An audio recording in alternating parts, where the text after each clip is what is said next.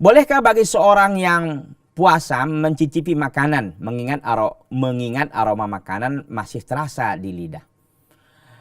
Ada asar dari Ibnu Abbas radhiyallahu taala anhuma, dan ini dinukil dalam kitab Sahih Fiqh Sunnah. Dikatakan bahwa ditanyakan bagaimana tentang orang yang mencicipi makanan. Tidak ada masalah, tapi mencicipi makanan dengan cara-cara yang standar ya. Jangan pula mencicipi makanan diminum di segala macam, bukan itu. Bukan mencicipi makanan seperti yang kita dengar kadang-kadang kita bertamu ke tempat orang lain, ya cicipilah makanannya. Bukan itu. Mencicipi makanan ini maksudnya adalah untuk merasakan apakah ini asin atau pedas atau apa. Nah, itu. Jadi memang hanya sedikit diletakkan di tangan lalu dijilat oleh kaum ibu biasanya yang sudah pengalaman di bidang itu ya. Itu tidak membatalkan puasa sebagaimana asar dari Abdullah ibnu Abbas radhiyallahu taala anhuma. Ya.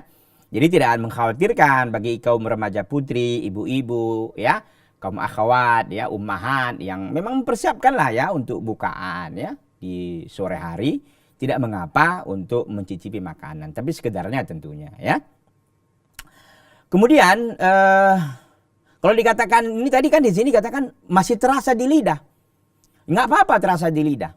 Nabi SAW itu sangat suka beliau bersiwak. Bersiwak itu ada 8 apa ya? Ada 8 zat yang terasa memang. Ada terasa zat itu ketika kita bersiwak dengan kayu siwak itu. Dan itu tidak mengapa, itu terasa juga di lidah, nggak mengapa, tidak membatalkan ibadah puasa. Kita lanjutkan. Yang nomor 6, pertanyaan nomor 6 adalah, apakah mengunyah makanan untuk bayi diperbolehkan bagi orang yang berpuasa? Boleh, selama memang bisa menjaga tidak masuk ke dalam kerongkongan. Kalau hanya bekas-bekasnya Pak Ustaz, nggak ada masalah. Kalau bekas-bekasnya saja. Ya.